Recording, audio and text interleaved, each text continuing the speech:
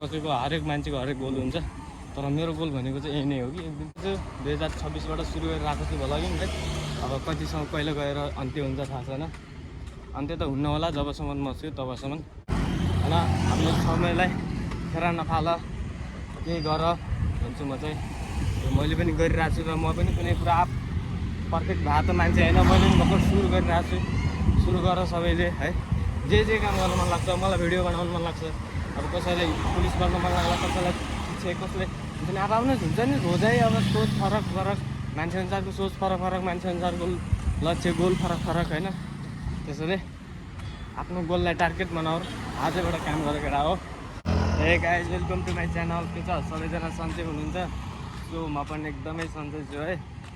अहिले चाहिँ म खाना खान जान लाग्यो। बिहान चाहिँ थियो मेरो ड्युटी। बिहान ड्युटी खत्तम गरेर अहिले चाहिँ म खाना खान जान लागेको छु। अब खाना खान जाऊ अब लास्टै भेजा हुन्छ कि यार। टाढा पनि धेरै टाढा छ कि फेरि जानुपर्ने ठाउँ खाना खान धेरै टाढा छ। त्यसैले अहिले खाना खान जान लाग्यो। के गर्नु गाइस, हेर्न सक्नुहुन्छ भ्यू साँझ पखको।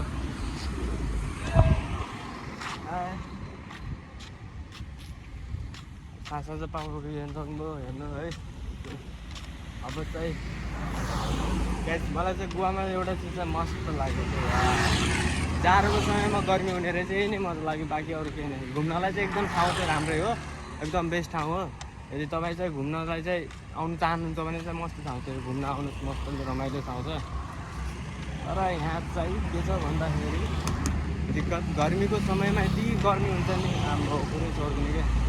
गर्मीको समयमा एकदम बबाल गर्मी हुन्छ, तर जाडोको समयमा चाहिँ फेरि हल्का त्यस्तो जाडो गर्मी हुँदैन। त्यो चाहिँ ठिक लाग्यो मलाई। मतलब त एकदम बेस्ट हो। अब नरिवल खाने भन्ने कुरा पनि कति खाने हो, रातो अन्न पारेर नरिवल मजाले है। नरिवलको कार्य गर्नु न कति सुन्थ्यो पुरा। एउटा उतातिरको सल्लाहहरू भए जस्तै यहाँ चाहिँ नरिवलका रुख्छन् कि पुरा। हाम्रोतिर सल्लाह पाइन्छ नि त धेरै, अब तर यहाँ चाहिँ नरिवल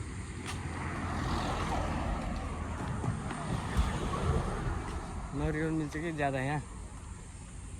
यहाँको चाहिँ मार्केटहरू पनि यस्तो छ, सानसानो पसलहरूमा मार्केट गरेर आउँछन् कि यहाँ। सानसानो पसलहरू छन् यहाँ, सानसानो पसलहरूमा जोडेको हुन्छन्।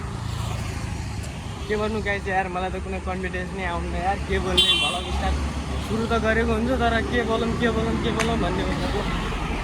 त्यसैले चाहिँ पुरा क्यामेरा खोल्छु, बोल्ने कुनै त्यो नै आउनु यार।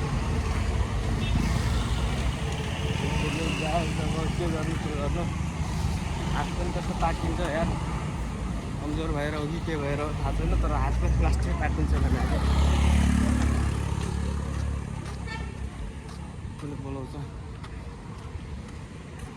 हेर्नु न गाइस यार, यहाँ स्कुटी यस्तरी फाला छ। ग्यारेज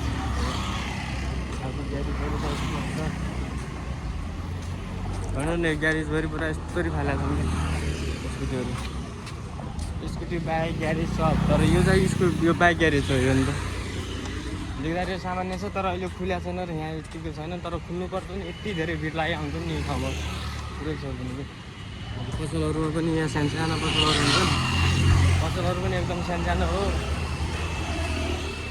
यहाँ धेरै महँगोसँग बिजनेस गर्नु पर्दैन, सानोतिनो ट्याक्क परेको जति चल्ने खाले बिजनेस गर्ने पनि बब्बाल चल्छ यहाँ चाहिँ।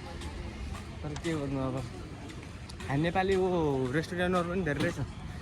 नेपाली रेस्टुरेन्ट पनि बब्बाल छन्। हेर्नु न त्यहाँ कत्रो बनाऊ त्यो लडाउने गोरु लग्नलाई छ। यता साइडमा गइसक्यो, यहाँ चाहिँ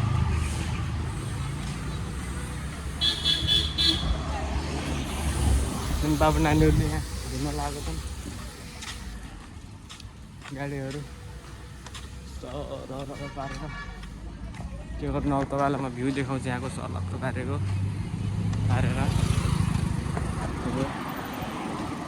अरू त के देखाउने अरू गाई चाहिँ अब त्यो कन्भिनियन्स पनि छैन बनाउनलाई। अनि यहाँ चाहिँ यस्तोमा रेन्टमा राखेर आउँछन् कि त्यो बेच्नको लागि। खुल्लामा पनि तेल पाइन्छ नि त यहाँ, खुल्लामा पाइन्छ तर अलिक धेरै महँगो पर्छ। मैले चाहिँ यहीँबाट घरमा पैसा पठाउँदाखेरि चाहिँ यहीँबाट पठाउँछु। यो मनी एक्सचेन्ज यहाँ चाहिँ पैसा चेन्ज हुन्छ क्या डलरहरू जुन देशको भए पनि अब अमेरिकन डलरहरू हुन्छ नि त त्यो चेन्जहरू त्यो सबै चेन्ज हुन्छ यहाँ। अनि यहाँबाट पैसा पठाउन पनि मिल्छ यहाँबाट जताकतै पठाउन पनि मिल्छ मस्तो तरिकाले। गाडी र बाइक मान्छे देख्ने हो भने त लाने कस्तो कमिले चाहिँ फरक फरक भएर आउँछ कि।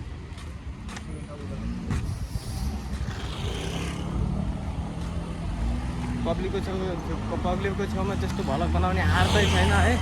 र त्यही पनि मलाई म कन्टिन्यू ट्रकबाट ल्याएर भए पनि घाँचट भएर भए पनि भिडियो चाहिँ खोलिदिन्छु। अब मान्छेहरू यत्रो हिँडिरहन्छ नि बाइक गाडी हिँडिरहन्छ सबले हेरिरहन्छन् मलाई त लास्ट टाइम नरमाइलो लाग्छ।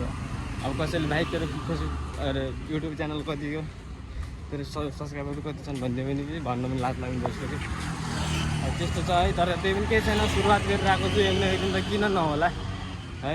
आज गएर मेहनतले भोलि फल दिन्छ भन्ने चाहिँ आश राखेको छु। आज नभए भोलि आज नभए भोलि होला भोलि नभए पर्सि होला होइन। एक न एक दिन त कस्तो नहोला। यो त आज मेहनत चाहिँ गरिरहेको छु छोटो मोटो भए पनि छोटो मोटो भए पनि 3-4 दिनपछि 2-3 दिनपछि एउटा भ्लग हाल्ने भए पनि तर गराउने चाहिँ गरिरहेको छु सक्दो यताउति। सबैभन्दा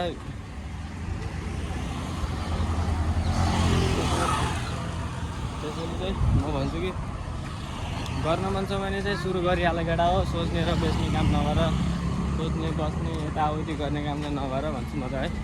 काम गरिहाल तिम्रो सोच छ भने चाहिँ गरिहाल कि तिमीलाई रोकेर कामै छैन होइन। अब त्यो आफूले राखेर पनि के काम छ त कि त्यो म यसो गर्नु पर्ला भनेर सोच्यो। अब त्यो सोचेर के भइगयो त ल भन त। त्यो गरेको पो मैले गरिरहेको छु एक आज नभए पनि भोलि होला भोलि नभए पनि पर्सि होला। जुन अलिकति कस्तो भने चाहिँ फरकै छैन हुन्छ क्या। तर मलाई आजकल चाहिँ युट्युबमा भ्लग चाहिँ त्यस्तो हाल्दैन कि फेसबुकमा चाहिँ हालेर आउँछु छोटो मिनी भ्लगहरू। तर एक दिन मैले हालेन भने मैले के बिर्सेँ कस्तो बिर्सेँ होइन नि। मलाई हरेक कुराहरू मनमा खेल्न थाल्छ कि। अनि त्यसरी चाहिँ मैले जहाँबाट जस्तै सुकै होस् भ्युज आओस् नआओस् हालिदिन्छु। तर मेरो सोच त पहिल्यैदेखि हो भिडियो बनाउने है मस्तको भ्लगर बन्न सकूँ है। मलाई चाहिँ हरेक सबैले चिनाउनु के ल यो मान्छे यो हो भनेर चाहिँ त्यो कि म आफूलाई चिनाउन चाहन्छु। कुनै कारण हुन्छ नि कसैले अब पैसा यताउति भन्छन् त्यो आफ्नो ठाउँमा छ। तर मेरो लक्ष्य भनेको चाहिँ आफूले मलाई चाहिँ चिनाउनु कि सबैले अब बाहिरको मान्छेले भन्दा पनि नेपालभरिमा यो मान्छे मेरो नामले चाहिँ चिनुन् यो मान्छे यो हो भनेर त्यति चाहिँ राखेको छु कि मैले। अब गइरहेको अब कुनै दिनमा बोर लाग्ला के होला भिडियोलाई एक दिन ग्याप गरिदिन सक्छु। तर अपलोड त्यसलाई चट्टकै चाहिँ छोड्न सक्दैन क्या त्यस्तो चिज छ।